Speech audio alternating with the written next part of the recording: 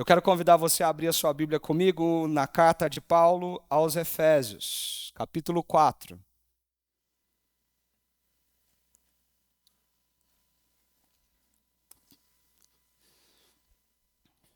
Efésios, capítulo 4. E como eu já disse aos irmãos, para você que está chegando agora, eu não tenho pressa com esse capítulo. Não tenho nenhuma vontade de correr.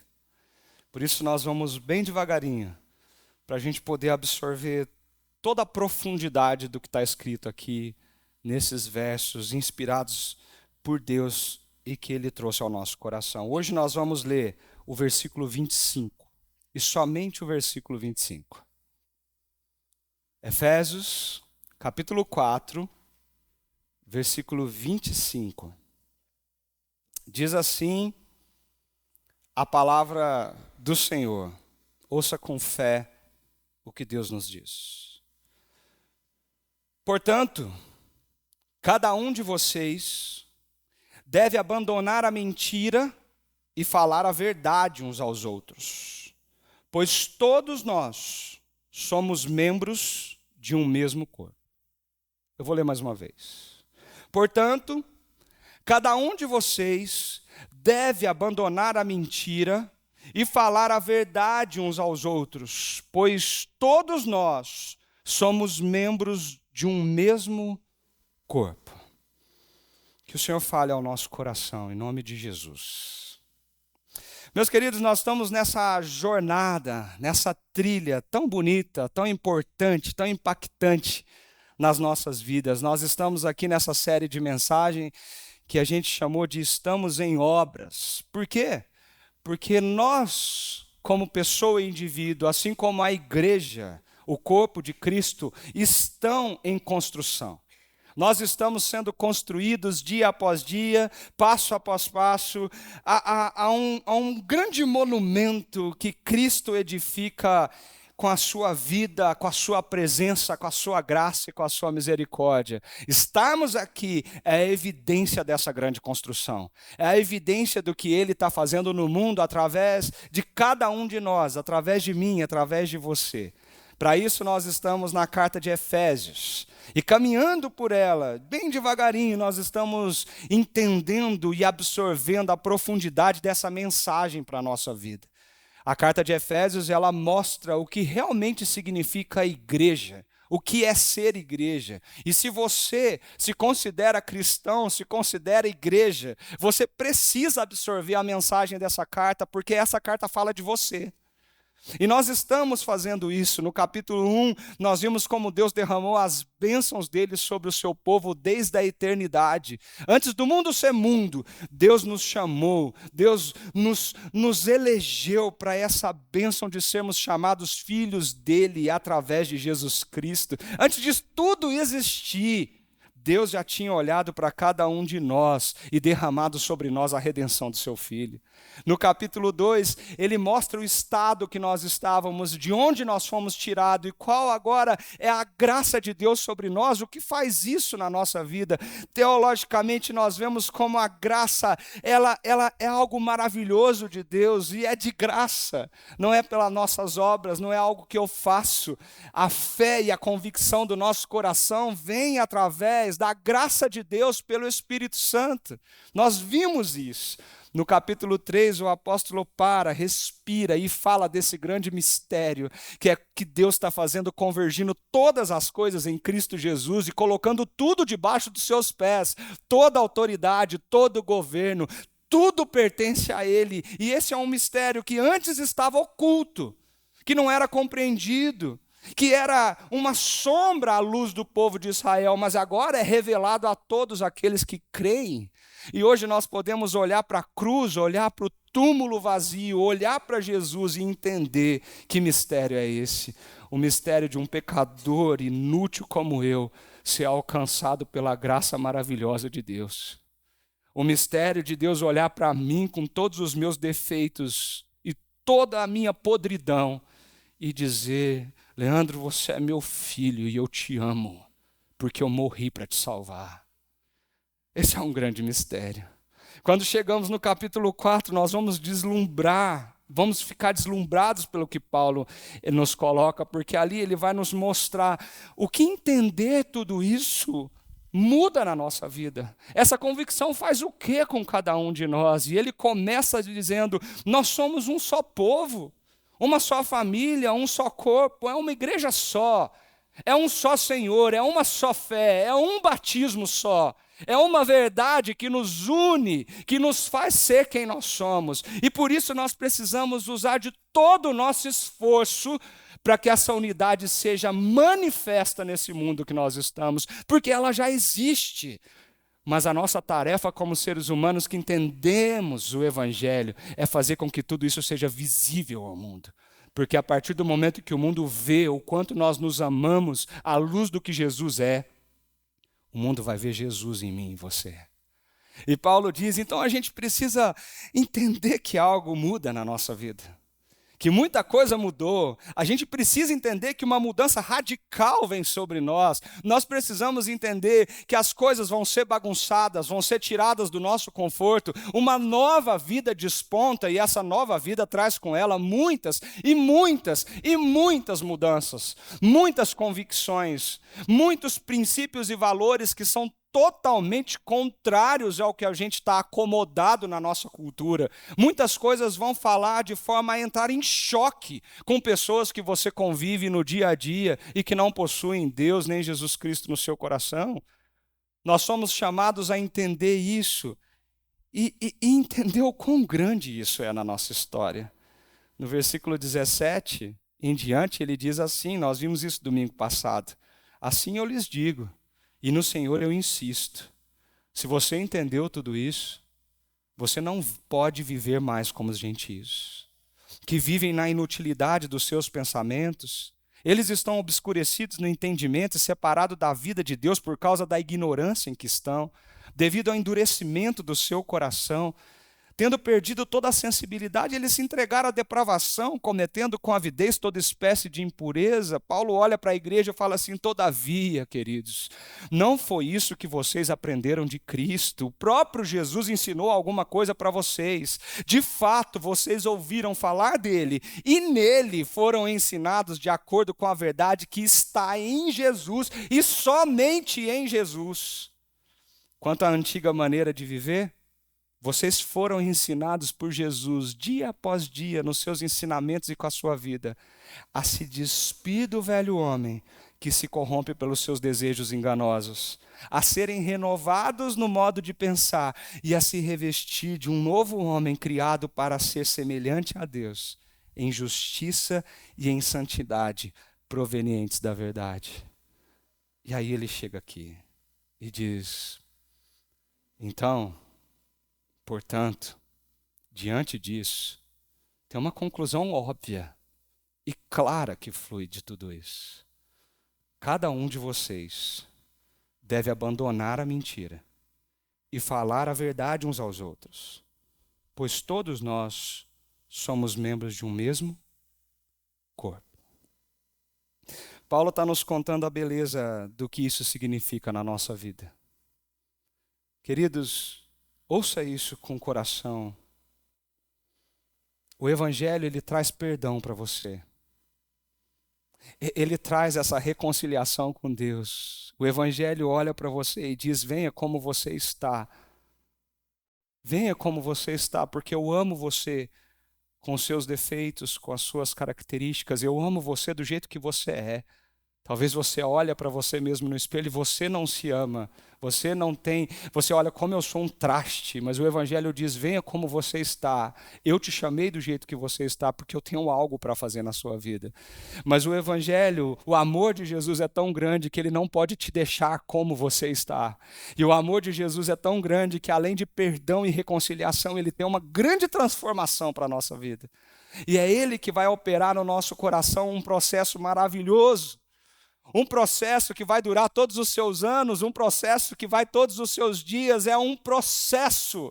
Não é da noite para o dia, não é instantâneo, é um processo diário para que você tenha uma nova vida. E nessa nova vida, com novas convicções, com novos princípios e novos valores, o Evangelho te chama para ser igual a quem? Jesus Cristo. É o Evangelho dizendo para você, é a mensagem da cruz, é a mensagem da ressurreição, dizendo para você, nós somos convidados por Deus, nós somos chamados, vocacionados por Deus para uma vida completamente distinta, separada, santa, diferente. Ser igual a Jesus implica uma ruptura com muitas coisas. Ser igual a Jesus implica um esforço grande das nossas mãos para romper com aquilo que nos traz uma comodidade cultural, secularizada, longe de Deus, pagã, para que a gente chegue diante de Deus e diga, eu quero ser como o Senhor. Isso é um processo real de mudança concreta na nossa vida. Esse processo acontece agora em você. Mas a mudança de vida, ela é concreta. O Evangelho, ele faz isso em nós. E Paulo está ressaltando isso aqui. Se você entendeu tudo até agora, queridos, alguma coisa acontece aqui.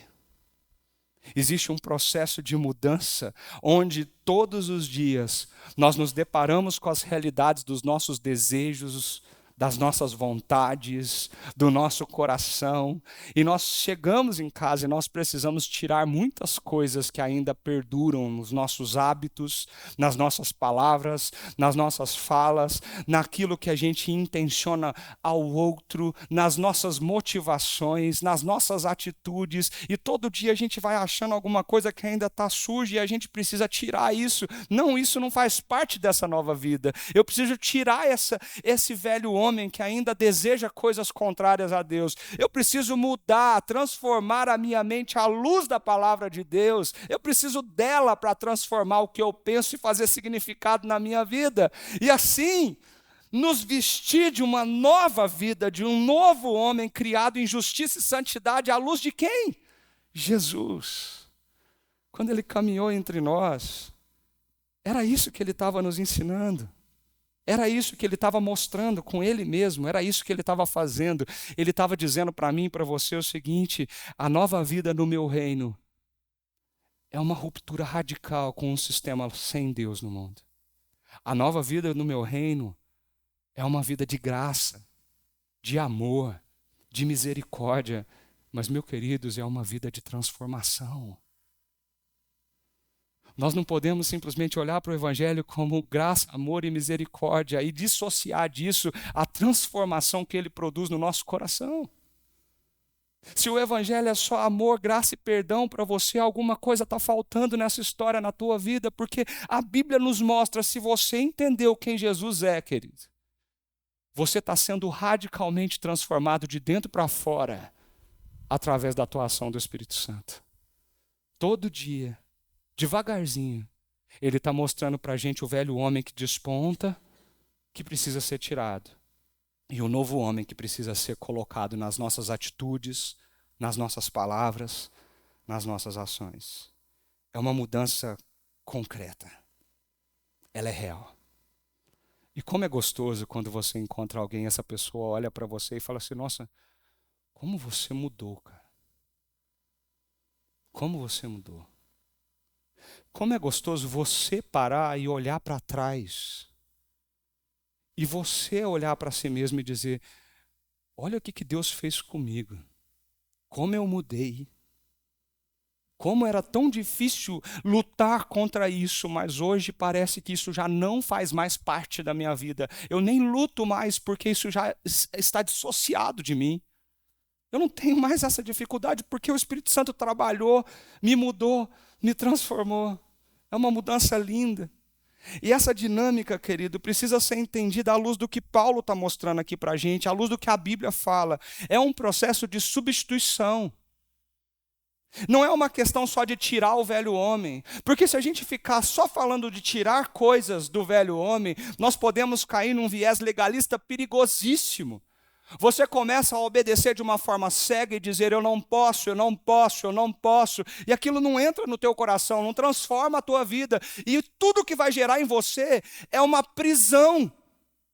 Você vai se sentir aprisionado num monte de não que não faz sentido, e a sua vida nunca vai mudar realmente, concretamente. Você simplesmente vai se encaixar num lugar religioso, que vai dizer para você as regras da vida, usos e costumes, legalismo, e que isso pode ser um desastre na tua vida espiritual, um desastre em quem você é. Isso é uma distorção do Evangelho de Deus.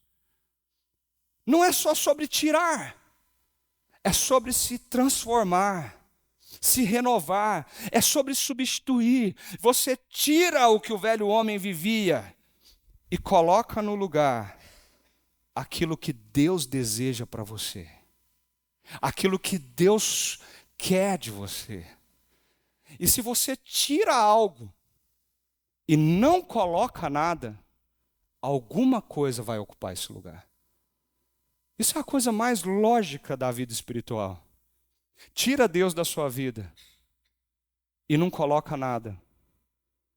Você acha que não tem nada, mas com certeza o teu ego já ocupou o lugar de Deus no teu coração. A tua arrogância, o teu orgulho se tornaram deuses dentro de você. E as coisas vão ocupar esse lugar de Deus na tua vida. O seu trabalho vira um ídolo.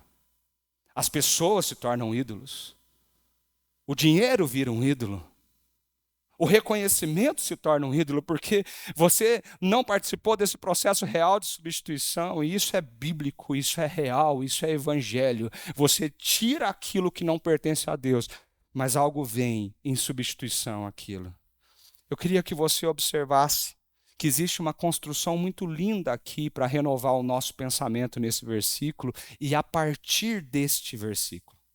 Porque nós estamos na parte prática de Efésios, e a partir de agora, Paulo vai descrever para nós como que o Evangelho se desdobra na transformação da nossa vida. E isso vai caminhar do versículo 25 até o versículo 9 do capítulo 6. Inúmeras situações, várias ocasiões, várias áreas da nossa vida. Como que o Evangelho que transforma atinge isso e o que eu sou à luz do que o Evangelho faz em mim. Mas existe uma construção bonita, perceba. Existe uma frase dizendo: nós precisamos tirar algo da nossa vida, nós precisamos colocar a vontade de Deus e a verdade de Deus no lugar disso. E existe um porquê. E esse porquê renova o nosso pensamento, para que essa mudança concreta aconteça de dentro para fora. De dentro para fora. Não é cego, não é cegamente, é uma obediência cega. É uma transformação real de vida. Se você parar para pensar, Paulo não está criando uma nova ética para os cristãos. Paulo não está inventando nada novo aqui. Paulo está trazendo luz a princípios que expressam o caráter de Deus, que o Antigo Testamento já lhe dava a todo momento. Nós vamos falar de coisas aqui, a partir desse domingo, que não é nada novo no contexto da igreja, como não é novo para mim e para você. Porque Paulo não está criando uma nova ética para a igreja. Paulo está dizendo: você entendeu o que significa isso aqui? A luz de Jesus é isso que se aplica no nosso coração. Mas preste atenção, a nossa obediência é fruto da nossa gratidão a Deus. Nós não obedecemos porque temos medo do inferno. Nós não obedecemos por medo. Nós obedecemos por gratidão. E toda a construção da Bíblia vem da graça. E a nossa obediência flui dessa graça. A gente olha para o que Deus fez, capítulo 1, 2 e 3 de Efésios, e a luz da gratidão que flui do nosso coração pela redenção de Deus, o movimento mais óbvio é essa transformação da nossa vida. A transformação de tudo que nós somos. A transformação do nosso caráter, a transformação do nosso coração e, a partir do nosso coração, das nossas atitudes. Bem, querido, dito isso, nós podemos entrar no versículo 25. E esse versículo ele é muito claro, direto e objetivo, e ele está dizendo algo muito forte para mim e para você. Ele começa assim, você consegue ler bem alto comigo esse pedacinho do versículo 25? O que está escrito aqui? Portanto, cada um de vocês deve abandonar a mentira. Pense comigo, o que Paulo está construindo aqui? O Evangelho, encontrar Jesus Cristo, é encontrar aquele que se descreveu como o caminho, a verdade e a vida. Encontrar Jesus é encontrar a verdade absoluta, objetiva e única de Deus. Encontrar Jesus é o significado e o propósito da nossa vida que traz luz a tudo que a gente é e tudo que a gente vive. Isso é encontrar Jesus. Agora, se encontrar Jesus é a verdade que nos tira do reino das trevas, da mentira, da idolatria, do orgulho, da arrogância, da prepotência, toda a nossa pessoa que foi tirada desse reino de mentira para o reino da verdade, obviamente, será transformada nas suas palavras, na sua boca, na sua conduta, naquilo que é, porque pertencer ao reino da verdade é viver a verdade.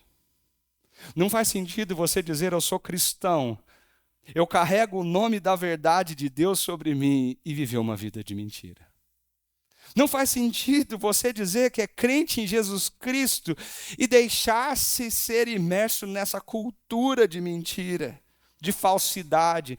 E, gente, nós estamos impregnados disso. Não se engane. Nós estamos impregnados dessa cultura. Eu e você, nós pensamos o tempo todo que nós devemos ser sinceros e dizer a verdade somente com aqueles mais chegados, com quem a gente tem intimidade. Mas com aqueles que nós não temos intimidade, isso está tão arraigado, impregnado na gente, que a gente tenta disfarçar. A gente finge ser uma coisa que não é. A gente finge estar de um jeito que não está. Você sabe bem do que eu estou falando. Quando você está um caco por dentro e alguém para você e fala assim, oi querido, como que você está? E você responde? Isso é verdade? Como alguém que vive no mundo da verdade responde uma mentira tão escrachada como essa? Ah, mas é por simpatia, pastor. Não vai dar para me abrir meu coração. Ai, senta aí que eu vou te contar, não tem nada bem, senta aqui. Mas num universo onde nós somos colocados e que a nossa projeção ao mundo é projetar o Cristo, você acha que Jesus Cristo usaria palavras enganosas para alguém? De disfarce, de camuflagem, como se a sobrevivência dependesse disso. Gente, no Brasil nós estamos cheios disso na nossa cultura, cheios, para todos os lados, a mentira está impregnada em nós. É o funcionário que não quer dizer que esqueceu a tarefa e culpa o sistema que travou. Ele esqueceu de fazer, mas o que travou foi o sistema. E ele não tem nem medo de dizer isso. Não. Inventa uma desculpa, coloca alguma coisa no lugar. Deixa isso, me livrar dessa culpa. É quando a gente contrata um serviço e de repente o serviço contratado diz para a gente que não vai dar para terminar aquilo na nossa casa, porque o material acabou. É uma desculpinha, não vai afetar ninguém, mas na verdade foi ele que marcou 2 serviços no mesmo horário e não vai conseguir suprir a demanda. Mas é só um jeitinho de colocar as coisas. Você já pensou no que o seu atraso significa com a sua palavra e a honra daquilo que você fala? Você se compromete com alguém, eu vou estar lá 3 horas da tarde, de repente você chega às 3:30. Sabe o que você fez com a pessoa? Você mentiu escancaradamente para ela.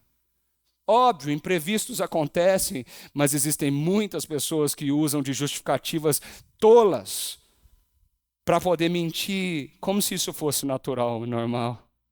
Sabe aquela história? Onde você está? Ah, já saí de casa, já chega em 5 minutos, mas na verdade você está pegando a toalha porque você acabou de tomar banho. A famosa desculpinha do diga que eu não estou. As mentiras que rolam pelo WhatsApp, onde a gente inventa desculpas aos montes, dizendo que não viu a mensagem, mas você leu, você não quer responder. Você viu, você não quer falar nada. E isso vai se acumulando na nossa vida. Você leu aquilo, você está na faculdade sentado, ou na escola sentado, a professora viu, você leu, e você vai lá e responde, sim, eu li. Mas na verdade você nem abriu o livro. Mas você tinha que se safar dessa situação. Pasmem, gente, existem muitas pesquisas com essa pergunta, por que as pessoas mentem? Uma delas, chamada The Liar in Your Life, o mentiroso na nossa vida, ela perguntou para várias pessoas sobre esse tema, e o resultado dessa pesquisa foi alarmante. Porque numa conversa de 10 minutos, chegou-se à conclusão dessa pesquisa que numa conversa de 10 minutos, nós, brasileiros e nós, os americanos, no mundo inteiro, ela foi ampla, não só nos Estados Unidos, 3,3 mentiras é dita numa conversa a cada 10 minutos. Nós estamos falando que uma mentira, uma inverdade é dita a cada 3 minutos. Numa conversa informal. Você imagina o quanto engano acontece nas comunicações que nós temos no Brasil, nos nossos relacionamentos, na nossa vida?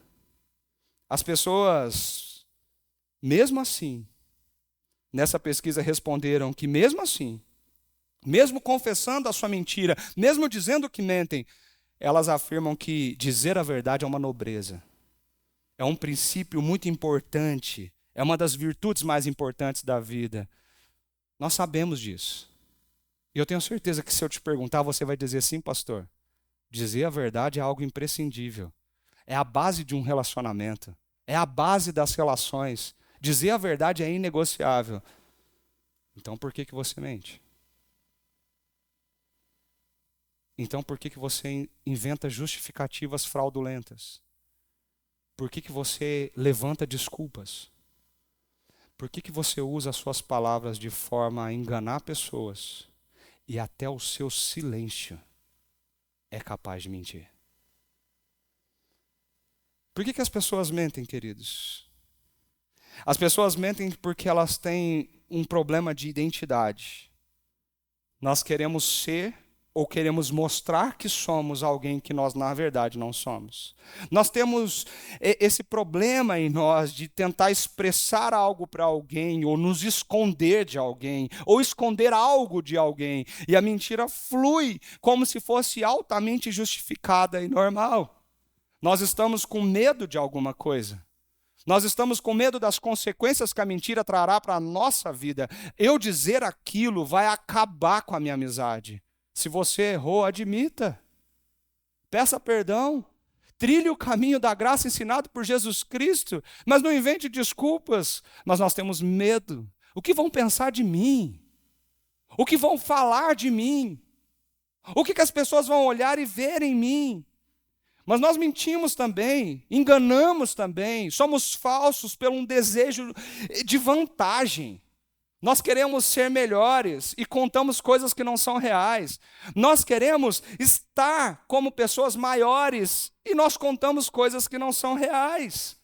Existem diversas maneiras de mentir, queridos. Diversas. Você já parou para pensar nisso?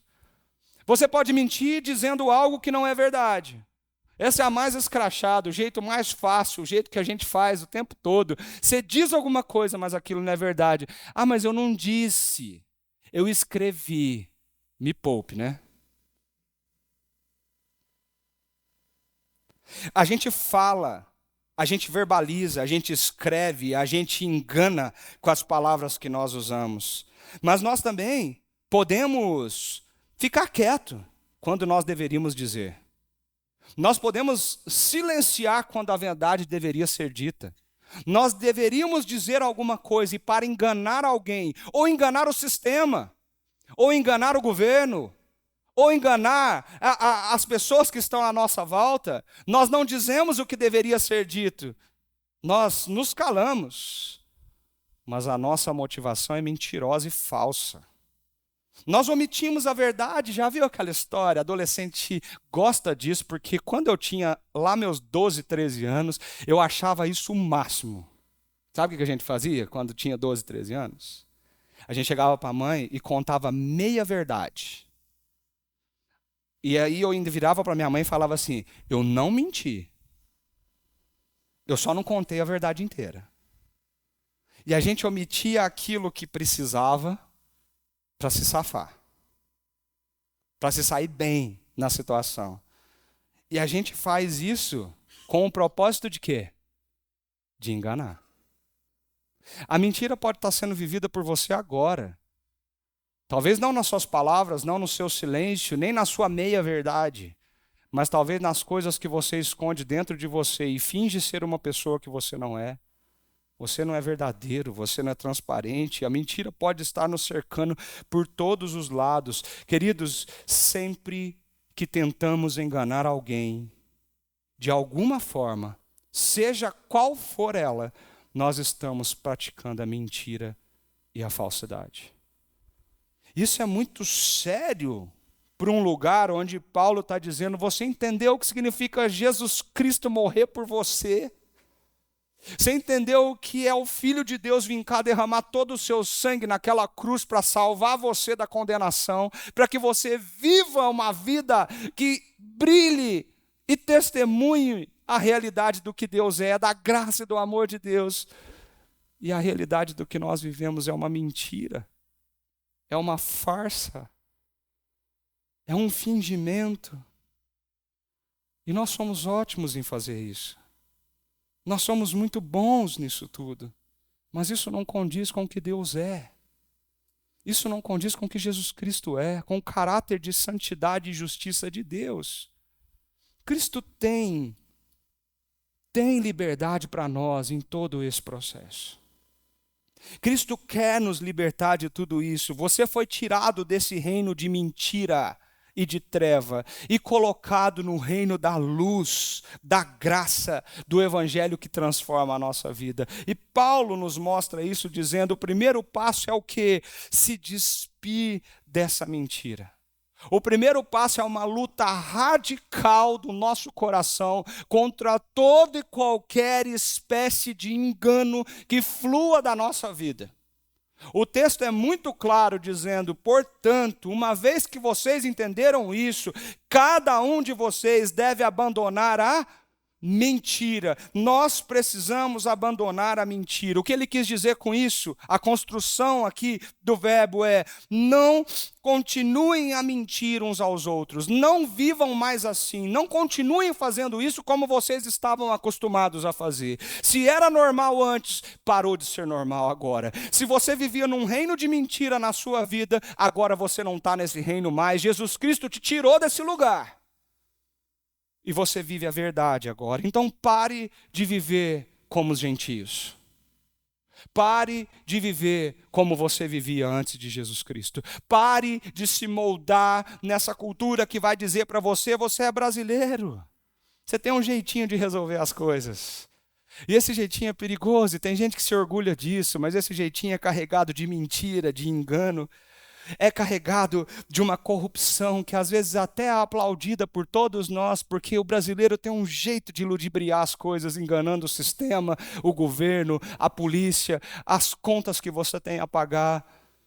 Querido, pense comigo o quanto é sério tudo isso. Quando você assume uma dívida e você compra um objeto em 12 vezes no seu cartão, o que você está dizendo é assim, eu assumo o compromisso de pagar pelo que eu comprei. Quando você não paga as suas dívidas, você é um mentiroso. Você não honra com a tua palavra. Você é um fraudulento e um corrupto. Quando você começa a articular na sua casa e colocando dívidas escondidas, eu sei que todos nós passamos por desafios financeiros. Mas quando nós articulamos isso para enganar alguma coisa, você precisa colocar seus joelhos no chão e dizer, Senhor, me ajude e me perdoe, porque eu estou sendo um grande mentiroso nesse mundo. Como você vai dizer isso às pessoas? Eu sou cristão, eu sigo Jesus, mas eu estou dando um jeitinho brasileiro. Eu estou dando um jeitinho de dar conta. É isso que Cristo espera de nós. O que Paulo está levantando aqui não é algo novo, mas é algo antigo. Paulo está trazendo luz ao caráter de Deus. Queridos, a mentira destrói a comunhão da igreja. E a carta de Efésios diz, a unidade da igreja é o centro do que nós somos. Se nós não pudermos unirmos na verdade, nós vamos confiar como uns nos outros. Como que a base do nosso relacionamento será sólida e uma só, se o que impera entre nós são pessoas fingidas, falsas e mentirosas? Como vamos confiar no Evangelho de Jesus? Como vamos pregar Jesus Cristo na cruz para as pessoas? Como nós vamos falar de salvação, uma vez que a nossa vida é uma farsa? O primeiro passo dessa grande transformação é tirarmos qualquer máscara que nos impeça de mostrar quem realmente nós somos e começar a ser verdadeiros naquilo que nós somos. É por isso que em Êxodo capítulo 20, versículo 15, na tábua da lei está escrito: não darás falso testemunho contra o teu próximo. Há muito tempo atrás, Deus já tinha colocado impresso o caráter dele de justiça e santidade, quando fez uma aliança com o povo de Israel. Ele disse: não dê falso testemunho para ninguém. E falso testemunho não é simplesmente mentir.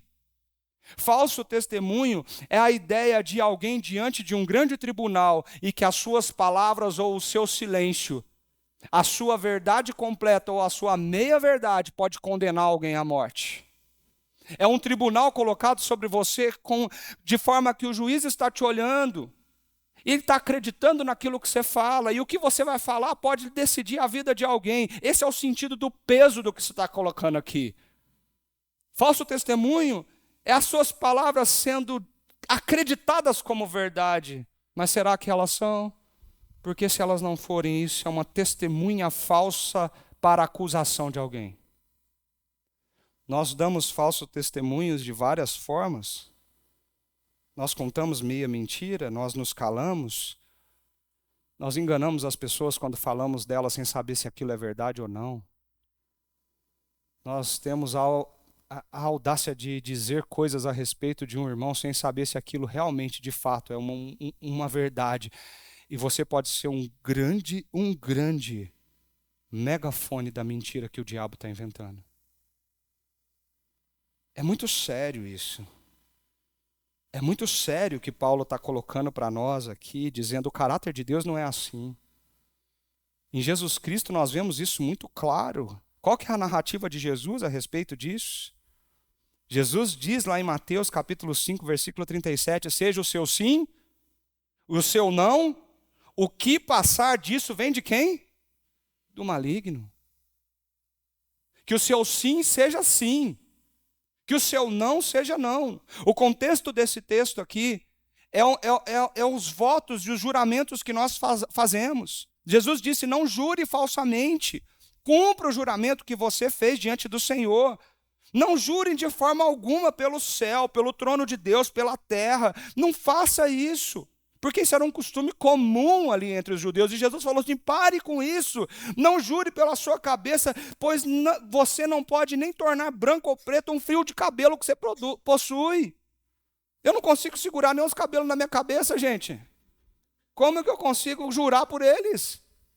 Jesus disse: preste atenção no que você fala, e o que você fala tem um peso e muita profundidade. Que o seu sim seja sim, que o seu não seja não. A sua palavra tem peso, principalmente porque você diz que é discípulo da verdade.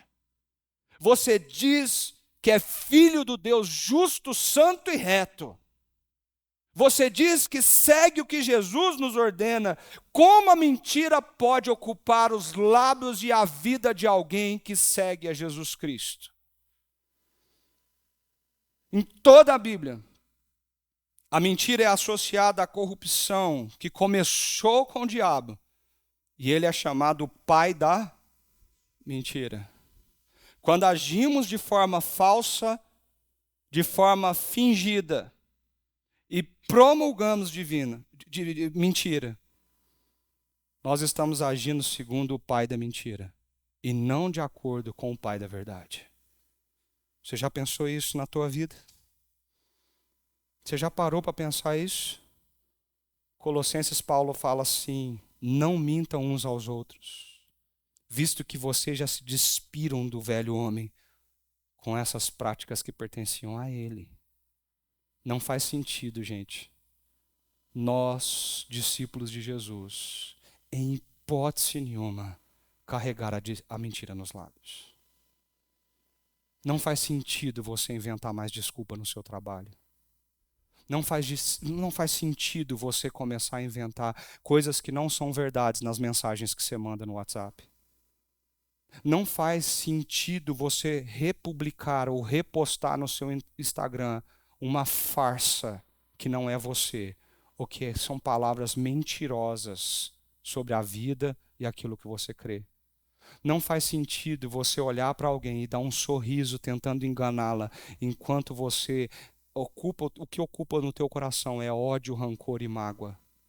Não faz sentido você abraçar aqui, mas quando sair daquela porta, você fala dessa pessoa como se ela tivesse condenada ao inferno, porque condenada por você ela já está.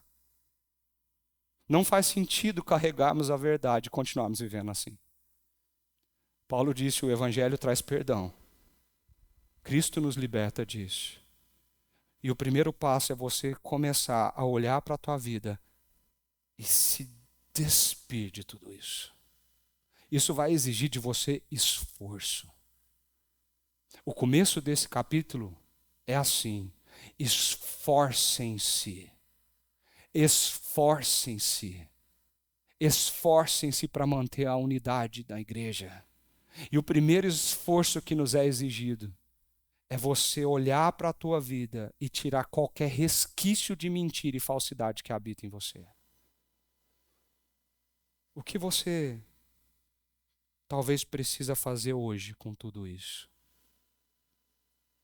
Será que existe alguma coisa nas suas relações que precisam urgentemente sair do escuro e se tornar perdão, graça e amor? Será que essa figura, essa personagem que você montou de si no seu trabalho, ela não precisa deixar de existir?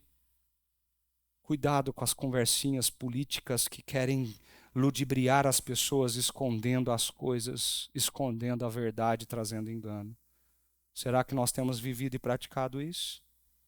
Qual é o caminho de volta? Paulo nos mostra o porquê tudo isso é tão profundo e sério. E o caminho, depois de tirar isso tudo da nossa vida, nos esforçar para não deixar isso continuar entre nós, é renovar o nosso pensamento sobre isso. Ele diz: portanto, cada um de vocês deve abandonar a mentira e falar a verdade uns aos outros, pois todos nós somos membros uns dos outros, membros do mesmo corpo. A verdade que nos impulsiona a essa mudança é a realidade de quem nós somos como povo. Nós somos um só corpo, lutamos pela mesma causa, estamos no mesmo barco, nós seguimos o mesmo caminho. A verdade que nos unifica é uma só. A fé que nos torna filhos de Deus é a mesma em Cristo Jesus. É o mesmo Espírito que habita em mim, é o Espírito que habita no teu coração. Nós seguimos o mesmo mestre, o mestre que é a verdade, o caminho, a vida. Como não olhar para essa realidade? Como não olhar para isso e não transformar a nossa vida da mentira para a verdade? Como continuar falando mal uns dos outros, difamando uns aos outros, calúnias, injúrias? Nós promulgamos palavras o tempo todo. Meu irmão, se você tem algo para dizer de alguém, diga para a pessoa. Se você não tem coragem ou não pode dizer para ela, não diga.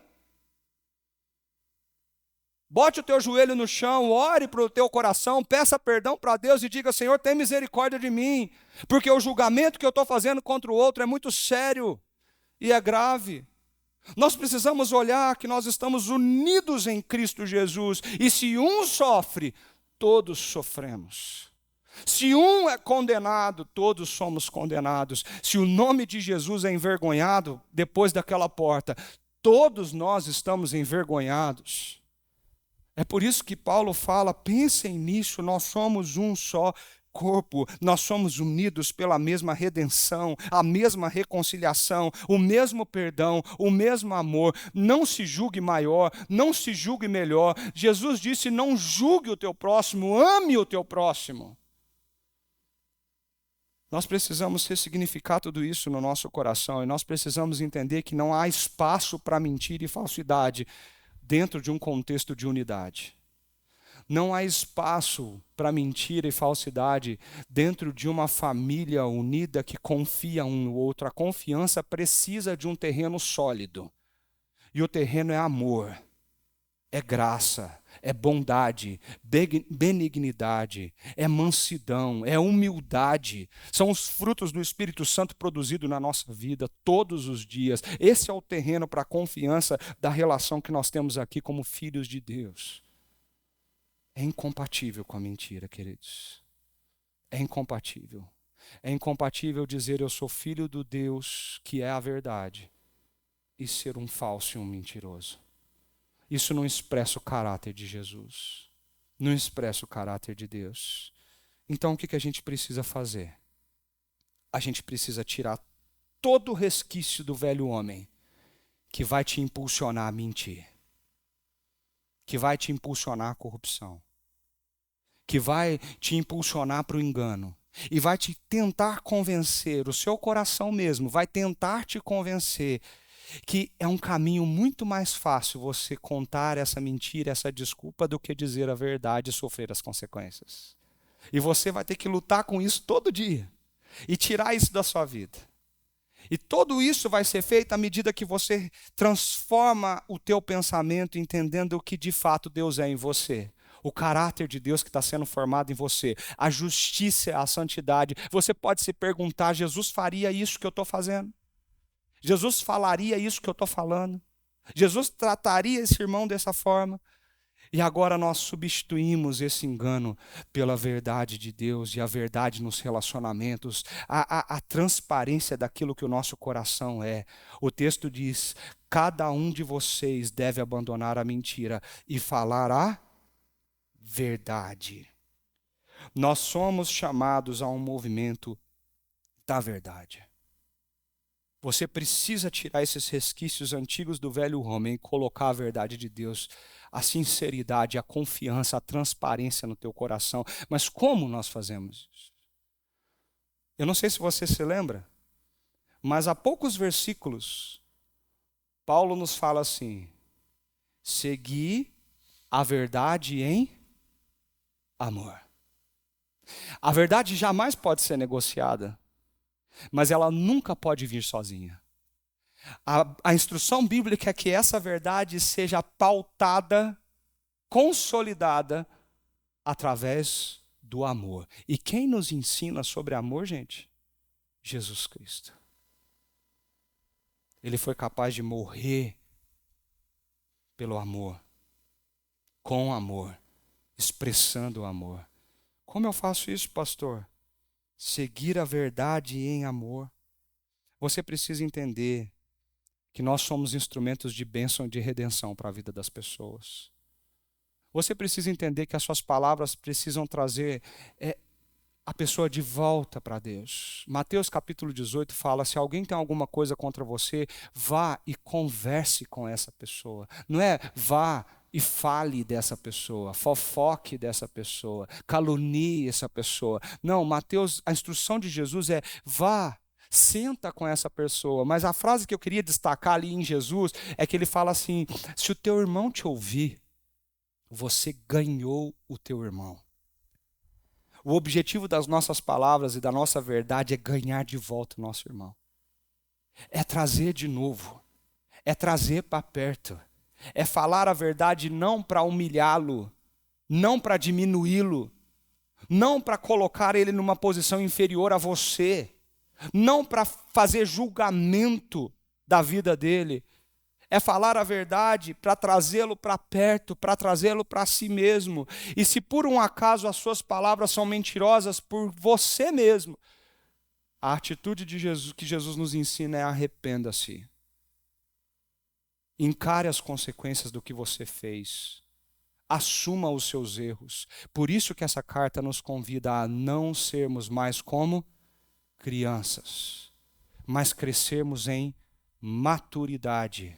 Porque o Evangelho nos chama para ser homens e mulheres maduros que assumem as consequências do que faz, porque querem viver uma vida de integridade, de verdade e amor. Você pode dizer sim. A Bíblia nos manda exortar uns aos outros. A Bíblia nos manda aconselhar uns aos outros, admoestar uns aos outros. E nós devemos fazer isso em amor. Se existe alguma coisa na tua boca, querido, que pode ferir, machucar ou tirar alguém dessa igreja, cuidado com a sua língua.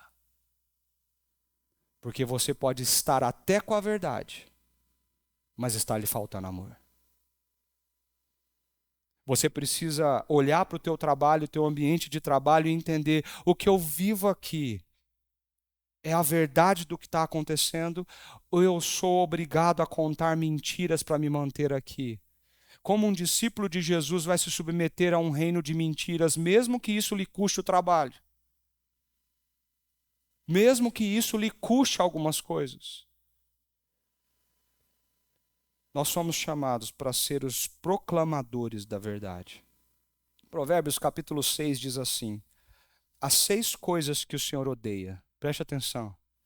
7 que ele detesta: olhos altivos, língua mentirosa, mãos que derramam sangue inocente, coração que traça planos perversos, pés que se apressam para fazer o mal, a testemunha falsa que espalha mentiras e aquele que provoca discórdias entre irmãos.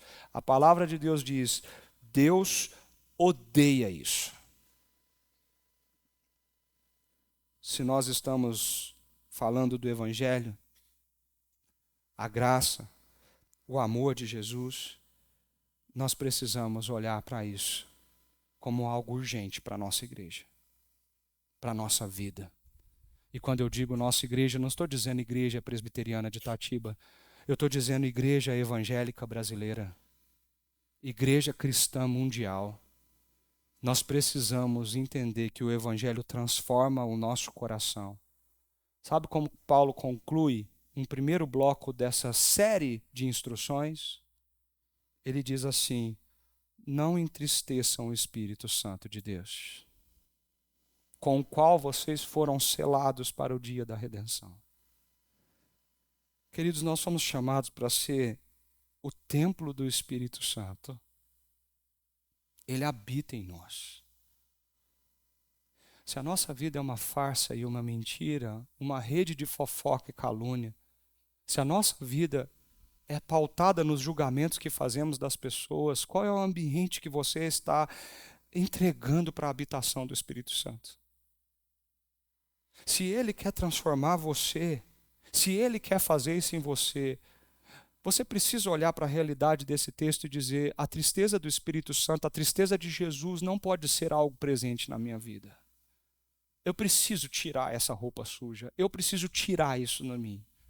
Eu preciso mudar e ressignificar algumas coisas no meu trabalho, nas minhas relações de amizade, na forma como eu me expresso, no meu silêncio, nas meias verdades que eu falo. Eu preciso ressignificar o que eu vivo no meu casamento, com os meus filhos, na minha casa, na minha igreja. Eu preciso mudar isso na minha mente, de dentro para fora, lutar radicalmente para que a verdade prevaleça sobre mim e sobre todos aqueles que estão comigo.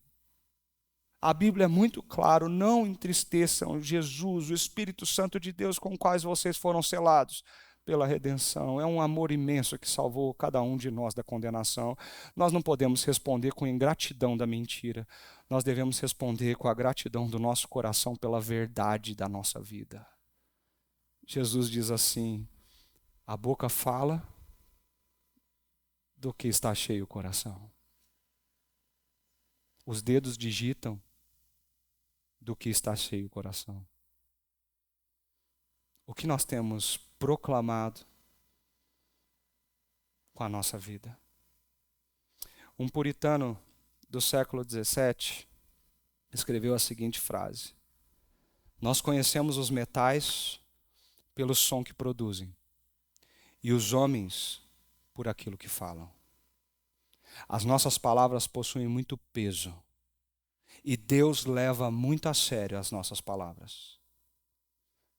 Cada oração que nós fazemos aqui essa manhã, Deus leva muito a sério o que você disse para Ele.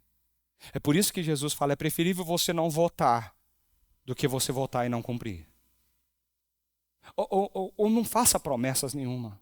Que a sua palavra seja ausente de promessas, só seja o sim ou não, porque não precisa mais que isso. A gente pode confiar no seu sim, pode confiar na integridade do teu não. Se você disse eu vou fazer isso, faça. Se você disse eu não vou fazer isso, não faça. Se você disse que é alguma coisa, seja aquilo, mas seja íntegro nas suas palavras, porque elas expressam a integridade do teu coração e daquilo que você é por dentro. E é por isso que essa mudança precisa vir de dentro para fora. Porque você pode fingir muitas coisas sendo cristão e sendo crente, e Jesus está te chamando a um movimento de mudança do coração. Não dá mais para ser assim, gente. Não dá mais para fingir. Quando Jesus sentou na mesa da Santa Ceia, ele disse, um de vocês vai me trair. Todos eles olharam um para o outro e disseram, eu não. Eu não. Existia mentira ali. A mentira levantou e foi embora. A história nos conta. Nós não estamos imunes a isso. O convite da graça do Senhor é que essa mesa, esse perdão e essa graça mude a nossa forma de significar as coisas, de trazer propósito. Se um grande amor como esse trouxe o perdão para as nossas vidas, como continuar uma vida de mentira e falsidade? Jovens, não mintam. Falem a verdade, sejam a verdade nas faculdades, nas escolas espalhadas por aí. Mulheres, homens, nós precisamos encharcar a nossa sociedade de um povo que é confiável. O evangelho já está envergonhado na mídia social, gente.